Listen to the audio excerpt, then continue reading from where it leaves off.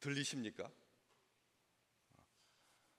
지금 바울이 이 말을 하고 있을 때는 온통 폭풍으로 정신이 하나도 없는 딱 죽을 상황인데 케이블카를 타고 가다가 전기가 갑자기 끊어져 가지고 공중에 대롱대롱 밀려 가지고 사람들이 막 떨어지고 막 그런 상황에서 뭐가 들리겠습니까? 무슨 말이 들리지 않는, 평상시에도 잘 들으려고 하지 않으면 안 들리는 법인데 이렇게 엄중한 상황이잖아요. 여러 사람이 오래 먹지 못하고 또 큰 풍랑이 그대로 있고 구원의 여망마저 없고 해도 별도 보이지 아니하고 사흘째 되는 날에는 배의 기구를 그들의 손으로 다 내버리고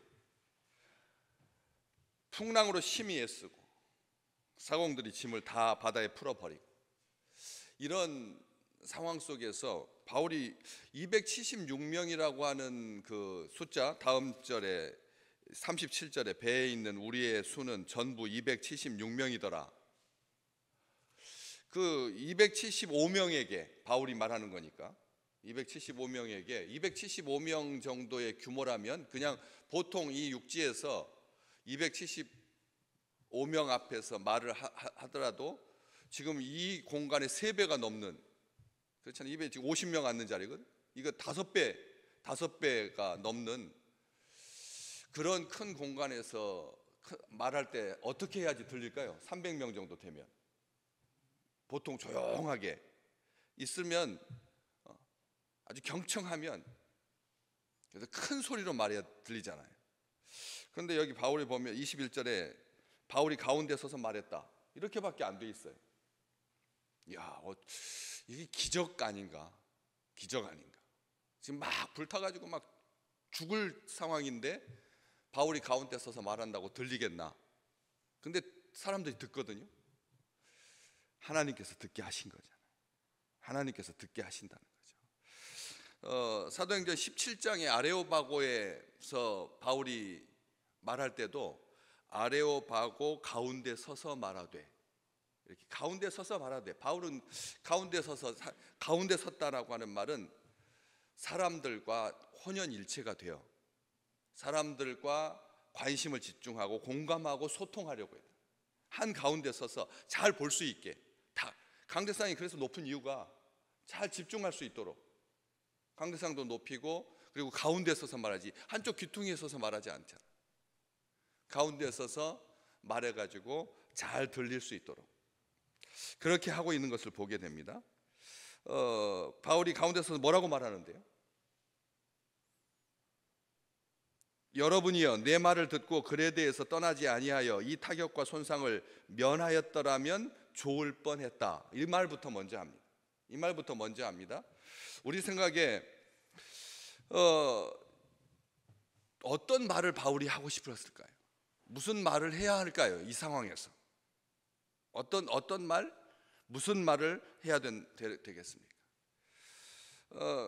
그냥 속상해가지고 자기 말 안 들었으니까 그 앞에 11절 말씀에 백부장이 선장과 선주의 말을 바울의 말보다 더 믿더라. 자기 말 안 들었으니까 꼴 좋다. 너희들이 하나님의 말씀 안 들으면 이 짱 난다.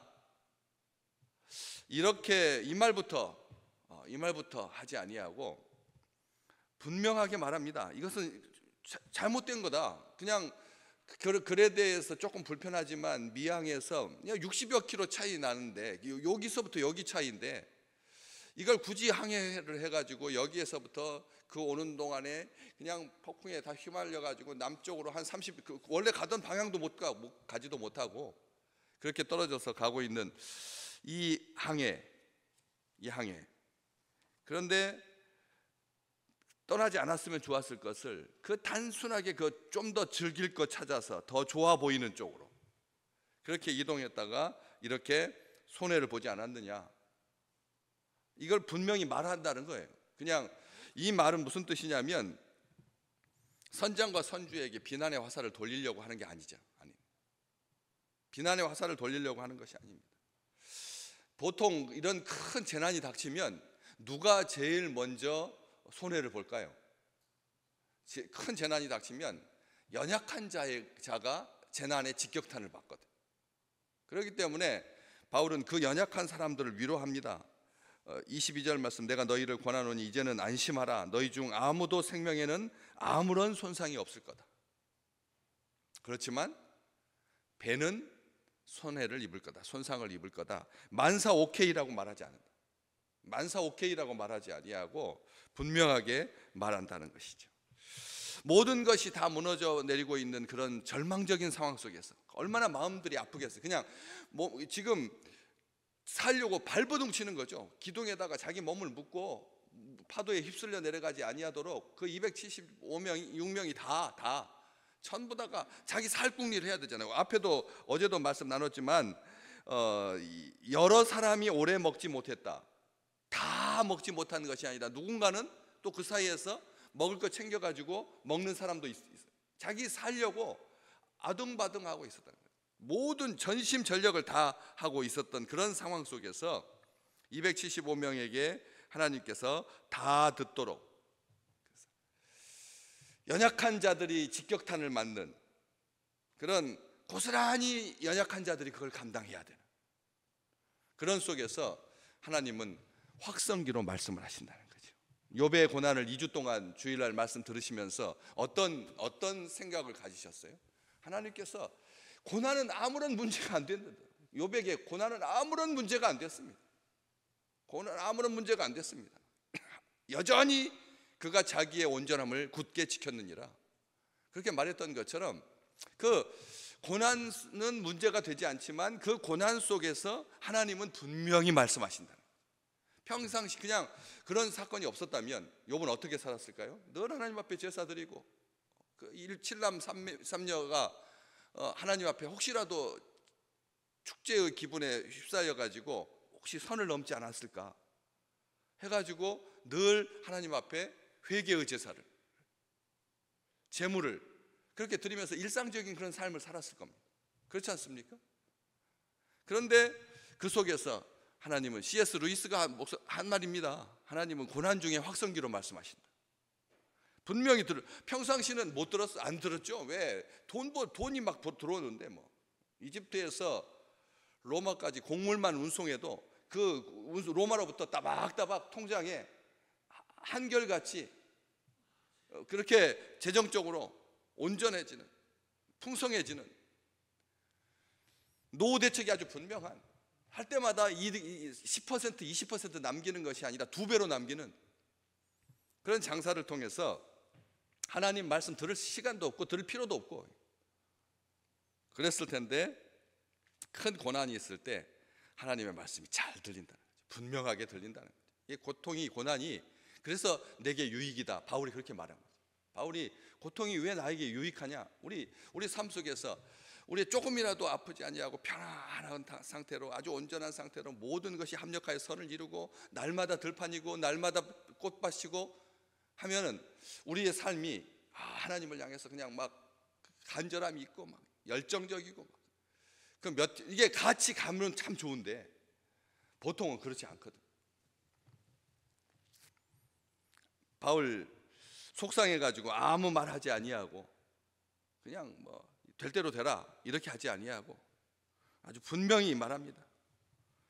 내가 보니 이번 항해가 10절에 분명히 이렇게 말했거든. 출발하기 전에는, 여러분이여 내가 보니 이번 항해가 하물과 배만 아니라 우리 생명에도 타격과 많은 손해를 끼치리라, 이렇게 경고를 했는데 사람들이 듣지 않았어요.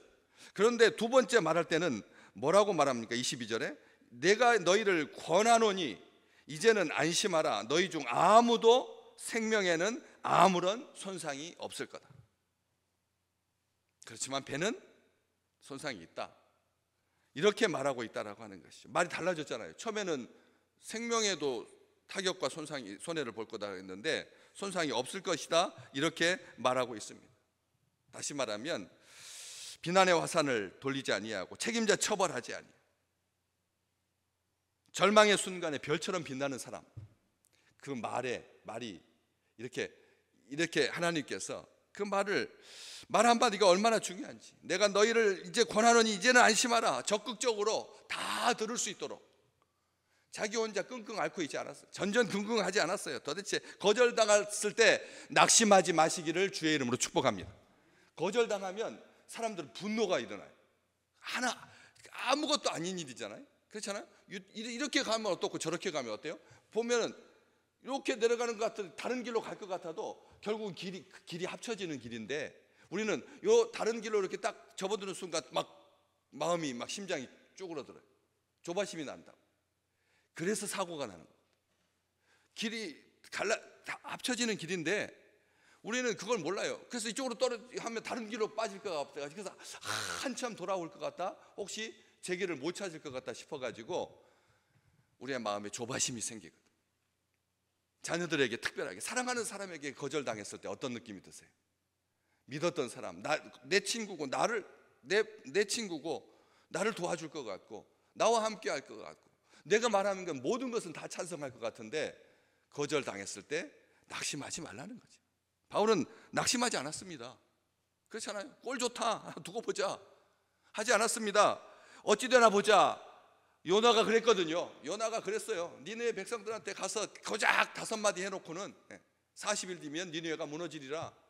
또 5마디 해놓고는 산 잘 보이는데 올라가가지고 어떻게 되나 보자 이렇게 했었잖아요. 그게 요나가 되지 않도록